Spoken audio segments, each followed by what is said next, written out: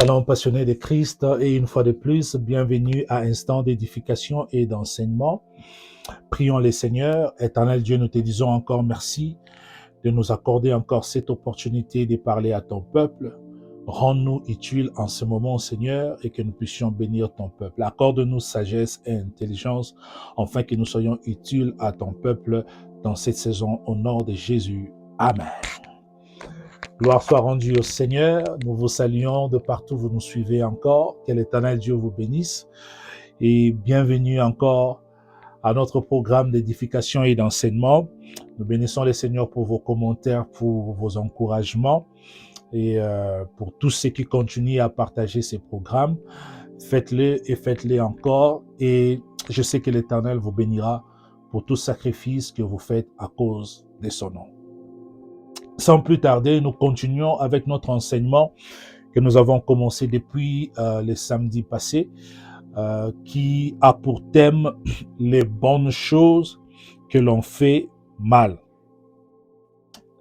Nous avons déjà commencé avec ces programmes et on a parlé de la prière qui est une bonne chose, mais nous avons essayé d'épingler certains points de la manière que nous en faisons d'une mauvaise façon. Rappelez-vous, je vous ai dit que la mauvaise utilisation ou le mauvais usage d'une bonne chose peut soit dévaloriser la chose ou réduire son efficacité, ou soit vous endommager. Je vous ai donné cet exemple du médicament. Le médicament, c'est une bonne chose, mais quand vous l'utilisez en dehors de sa prescription, c'est soit ça n'aura pas d'efficacité sur vous, ou soit ça peut vous endommager. Je donnerai un exemple plus clair. Imaginez que vous êtes diabétique et vous prenez peut-être le médicament du cancer.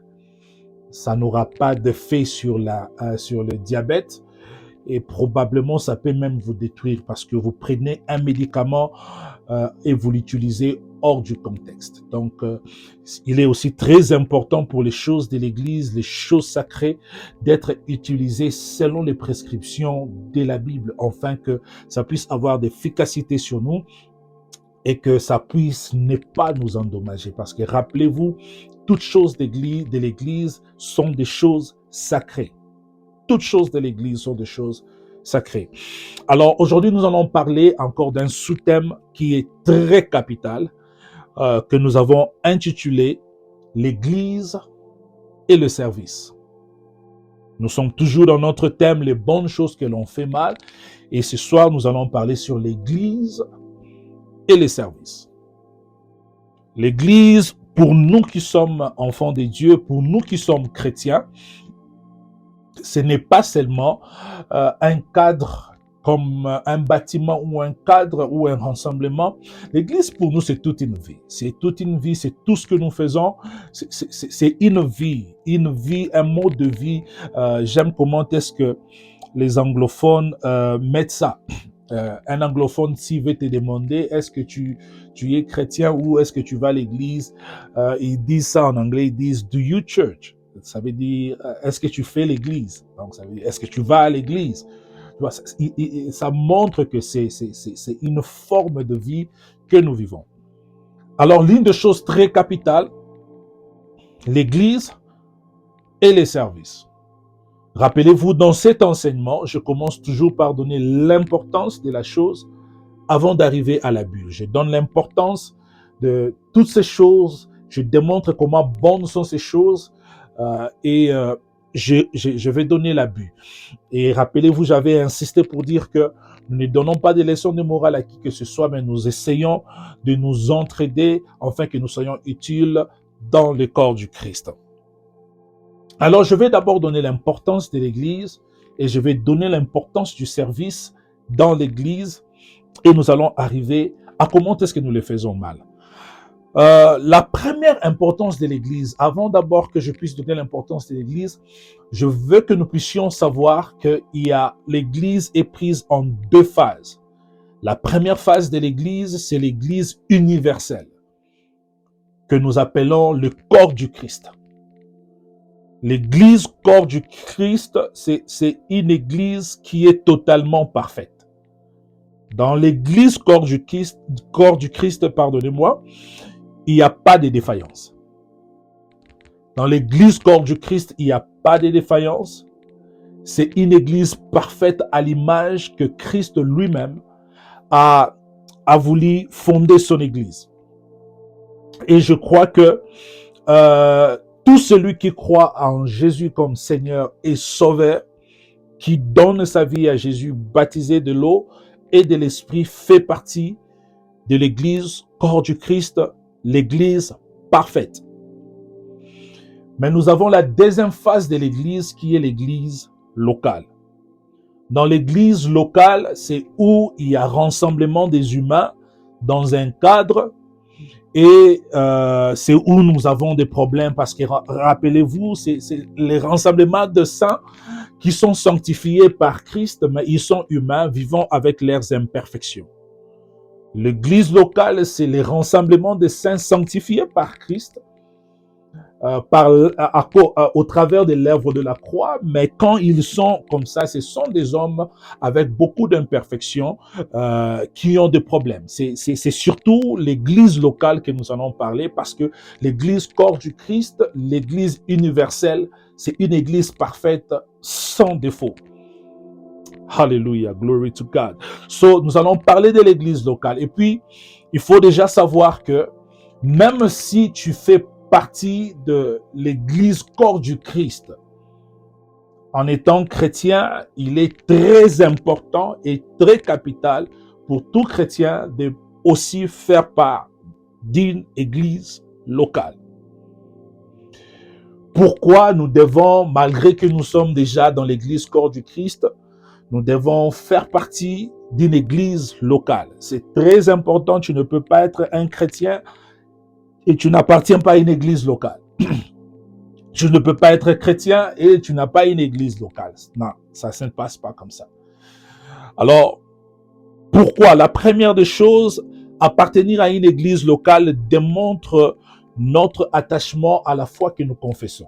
Nous confessons que nous sommes chrétiens, nous confessons que nous suivons Christ. Alors, nous sommes dans l'église universelle qui ne se voit pas appelée corps du Christ, mais pour démontrer que nous appartenons au corps du Christ, c'est pourquoi nous allons dans une église locale. Le livre des Hébreux, chapitre 10, verset 25, la Bible dit « N'abandonnons pas notre assemblée comme c'est la coutume de quelques-uns, mais exhortons-nous réciproquement, et c'est là autant plus que vous voyez s'approcher le jour. » Ici, Paul est en train de dire, si vous suivez ce passage, il parle déjà des deux formes de l'Église. Il parle de ne pas abandonner les rassemblements ou nos assemblées. Comme c'est une coutume, retenez ce mot, la coutume, je vais revenir sur cela. Mais exhortons-nous réciproquement. Vous voyez que dans l'église universelle corps du Christ, même si tu n'as pas une église locale, en tant que chrétien, on s'exhorte mutuellement, réciproquement. Mais il a dit, n'abandonnons pas nos assemblées. Ça veut dire, même si on peut s'exhorter frères et sœurs, mais n'oublions pas les rassemblements de saints appelés l'église locale. Le livre de Psaume, chapitre 50, verset 5, la Bible dit « Rassemblez-moi mes fidèles qui ont fait alliance avec moi par le sacrifice. » Rappelez-vous, je vous ai dit que l'église universelle, l'église corps du Christ, c'est cette église que nous faisons partie en entrant dans l'alliance avec Christ. Cette alliance-là, c'est l'alliance du baptême et l'alliance du baptême d'eau et le baptême du feu. Donc, ça veut dire, quand tu acceptes Jésus comme Seigneur et Sauveur, tu entres dans l'alliance avec lui. Mais la Bible dit, rassemblez-moi des fidèles. Ceux qui ont fait l'alliance là, ceux qui font partie de l'église corps du Christ, doivent aussi se rassembler comme une église locale. Alors, l'église, c'est une des choses très importantes.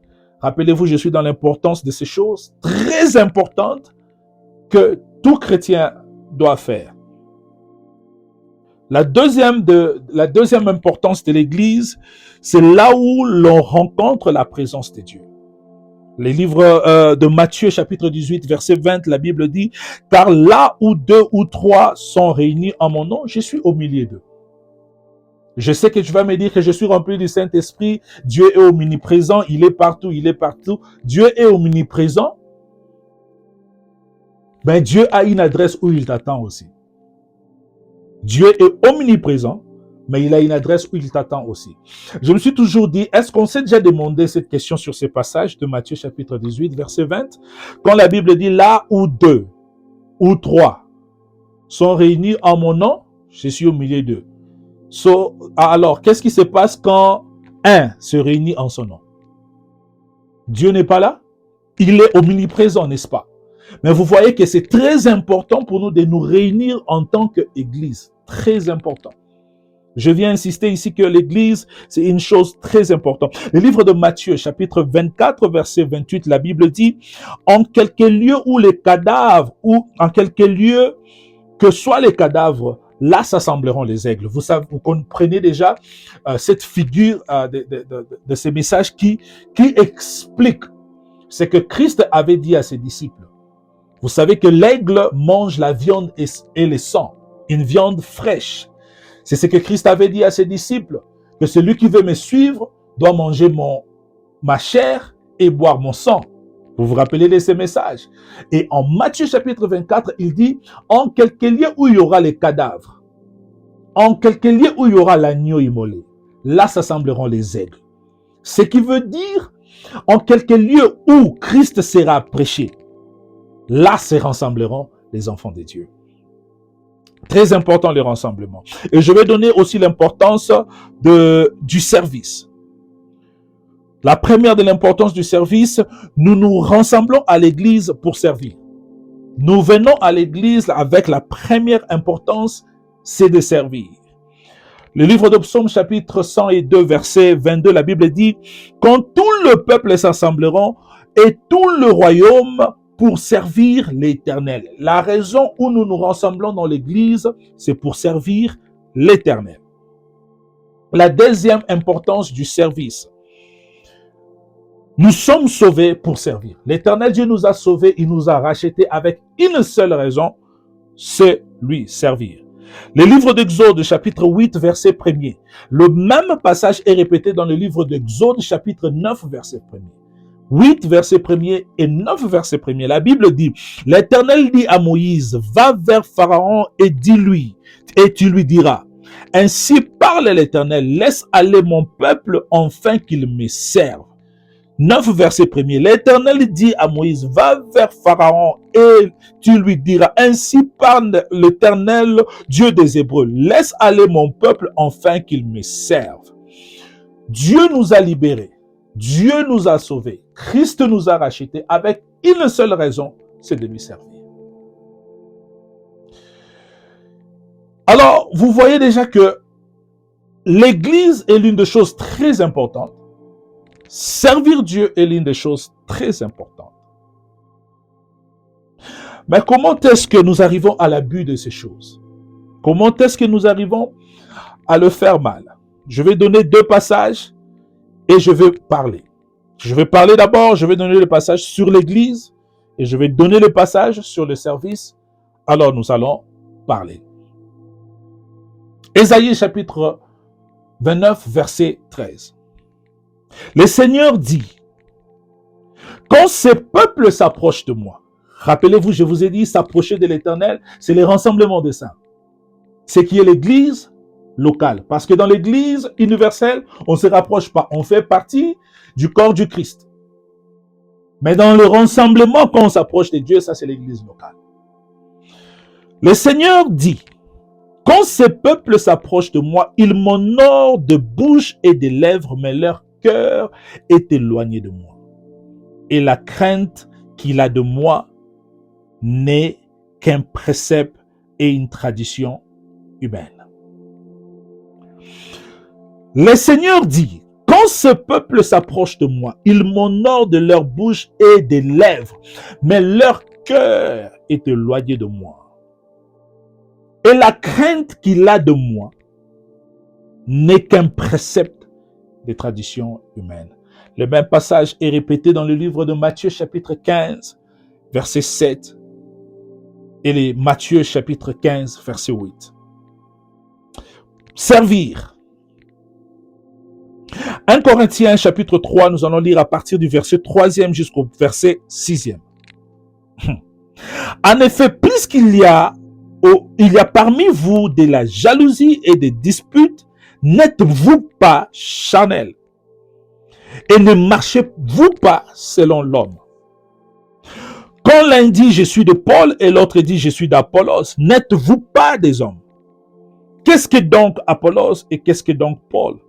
Des serviteurs par les moyens desquels vous avez cru, selon que le Seigneur l'a donné à chacun. J'ai planté, Apollos a arrosé, mais c'est Dieu qui fait croître. Déplorable. Déplorable, déplorable. Dieu nous fait une reproche. Depuis le temps d'Ésaïe, si vous lisez Matthieu chapitre 15, le verset 7, écoutez comment est-ce que Christ dit. Hypocrite. Ésaïe a bien prophétisé sur vous, qu'il a dit. Verset 8. Ce peuple m'honore de lèvres, mais leur cœur est éloigné de moi. La venue de notre venue à l'église, comme je vous ai dit, c'est témoigner notre foi au Seigneur et démontrer que nous appartenons à Christ. Mais rappelez-vous, la chose la plus importante ici est que venir à l'église, c'est un rendez-vous sacré avec Dieu. Est-ce que Dieu habite dans l'église? Non. Il est omniprésent. Mais Dieu s'est établi des places où nous devons nous rassembler en tant que chrétiens et venir célébrer son nom. Ce lieu est un lieu saint. Ce lieu est un lieu sacré où nous devons prendre avec beaucoup de considération et venir avec beaucoup d'attention parce que Dieu, c'est un Dieu jaloux. Cependant, nous venons dans l'église avec beaucoup de légèreté, avec beaucoup de futilité. Et aujourd'hui, je serai vraiment dans les niveaux élémentaires des choses qui se passent dans l'église qui sont tellement déplorables. Tellement déplorables. Nous venons dans l'église physiquement, comme une tradition. La Bible le dit, la crainte qu'ils ont pour moi n'est qu'un précepte de tradition humaine. Donc, l'église est devenue comme une tradition. C'est pourquoi je vous avais dit, l'église est devenue comme une vie. Même les Anglais disent do you church. C'est comme si c'est une vie. Ce n'est pas une tradition. L'église, c'est un rendez-vous sacré avec Dieu. Un rendez-vous sacré avec Dieu. Les gens qui viennent à l'église, pendant tout le service de l'église, tu es sur ton téléphone. Tu es sur les réseaux sociaux. Les cultes prennent peut-être des heures du temps. Tu ne peux même pas attendre. Pendant que nous allons dans les réunions des affaires, et nous éteignons nos téléphones parce que nous sommes dans les réunions des affaires, on ne peut même pas toucher au téléphone. Mais quand nous venons dans l'église, nous avons cette dimension de légèreté où nous ne pouvons même pas attendre. Nous sommes dans nos téléphones. Mais c'est chaque dimanche nous sommes dans l'église. Venir à l'église, c'est mal? Non, ce n'est pas mal. Ce que tu fais, c'est une bonne chose, venir à l'église. Mais qu'est-ce que tu fais quand tu viens à l'église? C'est ça le problème. C'est plus pur de voir que surtout dans cette génération avec nos jeunes gens, l'église devient un endroit de retrouvailles, de petites amies et de petits copains et tout ça. Craignez le Seigneur. Craignez le Seigneur. L'église, c'est un lieu sacré. Christ est entré dans le temple, il a frappé des gens parce qu'ils ont fait de la maison de l'Éternel un marché où ils faisaient des trafics. On ne vient pas à l'église pour faire le trafic. On ne vient pas à l'église pour se faire voir. On ne vient pas à l'église pour démontrer nos habits, démontrer nos cheveux, démontrer les voitures que nous avons. C'est un rendez-vous sacré avec Dieu. Tu viens à l'église pour rencontrer les seigneurs. Une bonne chose que nous faisons chaque dimanche, une bonne chose que nous faisons chaque mercredi, mais les intentions derrière notre venue à l'église, c'est ça le problème. Christ a dit, ce peuple m'honore de leur bouche et de leurs lèvres, mais leur cœur est totalement éloigné de moi. Je veux que cette génération puisse reconnaître la valeur de l'église. Ce n'est pas un centre d'amusement. Ce n'est pas un centre de familiarité où on vient pour faire des aventures. C'est un lieu secret. Un lieu sacré, je dirais. Un lieu sacré. À chaque fois que tu t'approches, quelle que soit l'église locale où tu appartiens, quand tu mets ton premier pas que ce soit la clôture de l'église, tu dois savoir que tu es entré dans une terre sainte. Je prie que ton église soit aussi une terre sainte. Prenons en considération ces choses. Prenons en considération ces choses. C'est la maison de Dieu. C'est la maison de Dieu.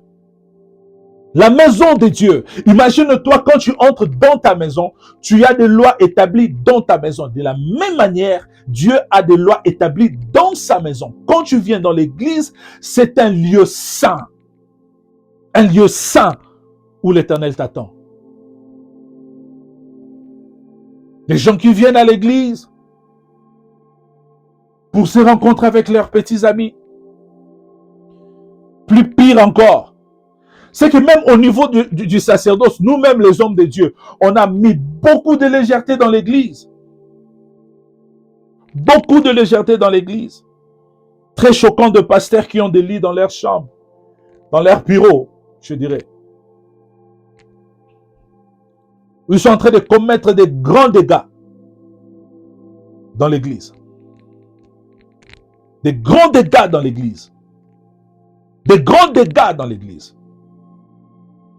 Ce peuple m'honore de leur bouche et de leurs lèvres, mais leur cœur est totalement éloigné de moi. Vous venez dans l'église comme une tradition humaine. Une tradition humaine. Le respect de la chose de Dieu n'est même pas là. Le respect de la chose de Dieu n'est même pas là. Et que dire du service? Que dire du service? Je vous ai donné ce passage de Corinthiens. Ici, c'est Paul qui dit, il trouve un problème très terrible dans l'église de Corinthe. Il trouve un problème très sérieux dans l'église de Corinthe. L'Éternel a placé des gens pour conduire l'église de Corinthe. C'était Paul et Apollos.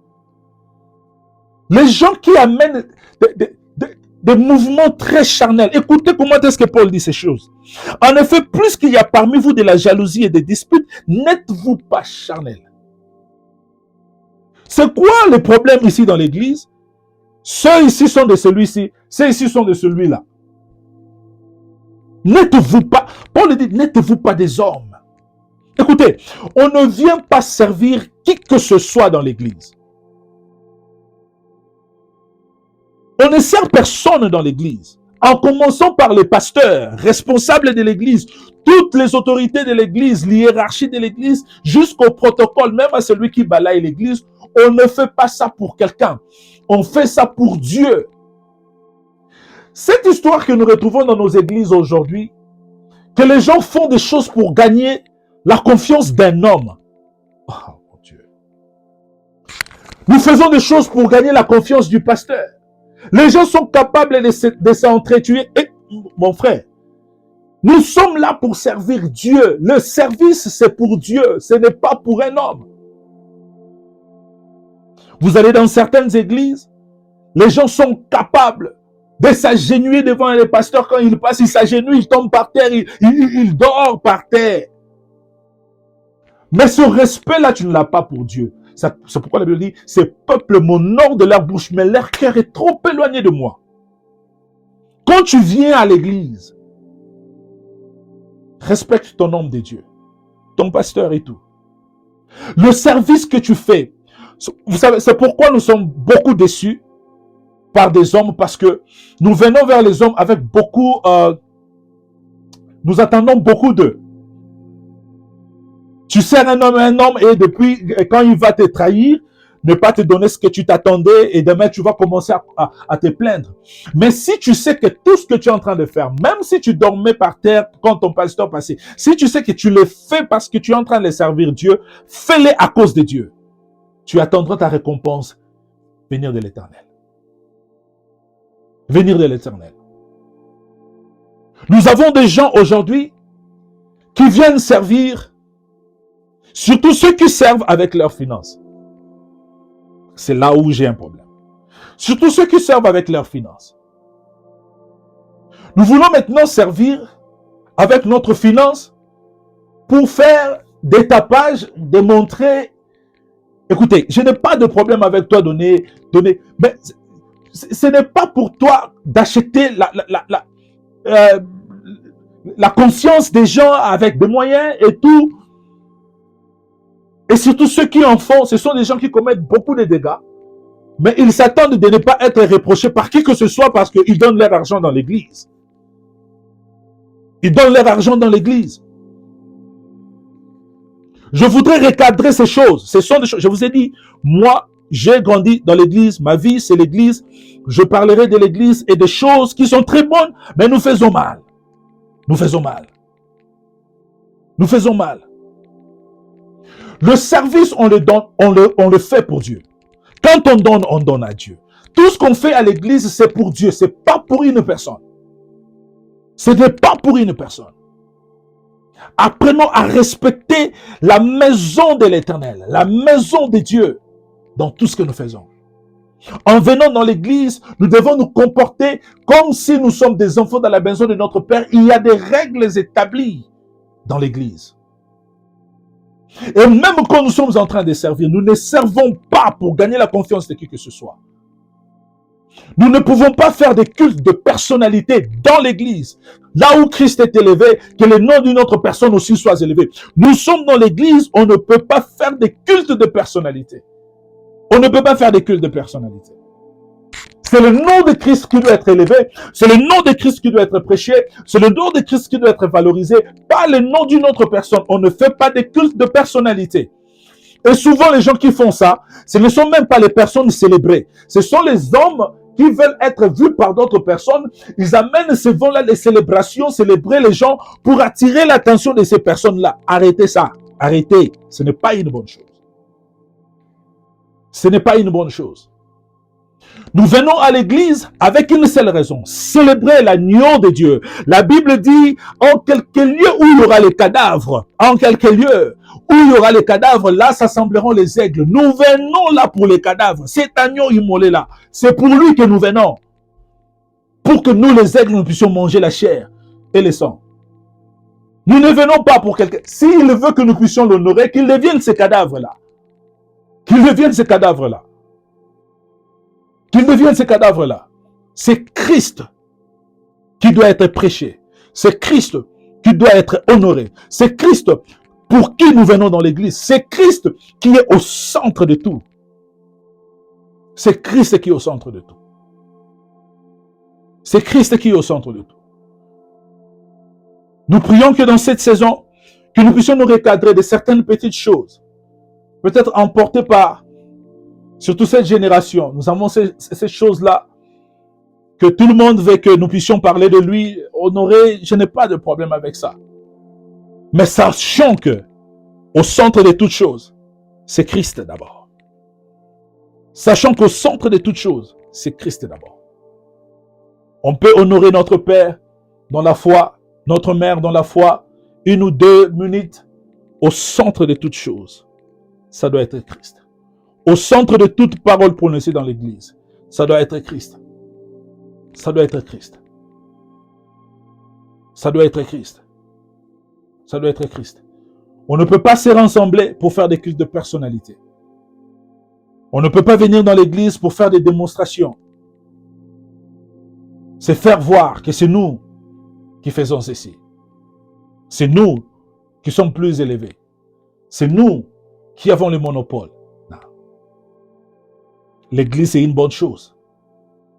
Et apprenons à l'utiliser proprement.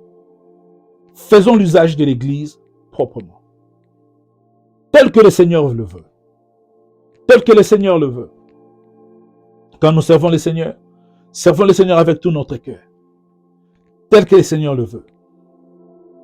Parce que quand tu sers Dieu avec tout ton cœur, tu sais que ce que je fais, c'est pour Dieu. Tu n'auras pas de la jalousie. C'est pourquoi Paul dit, il y a au milieu de vous des jalousies. Des jalousies. Pourquoi? Parce que vous êtes charnels. Si c'est pour Dieu que nous sommes en train de le faire, pourquoi il y aura des jalousies et des disputes?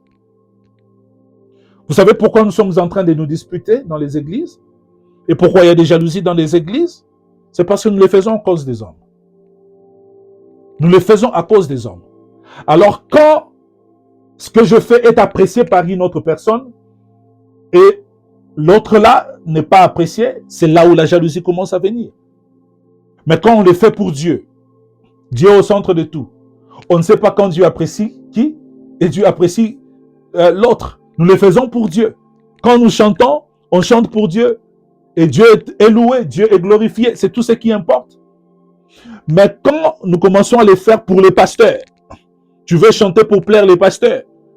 Quand il n'est pas assez satisfait de ce que toi tu fais, mais il est satisfait de ce que l'autre fait, c'est là où Paul dit il y a beaucoup de jalousie et de disputes.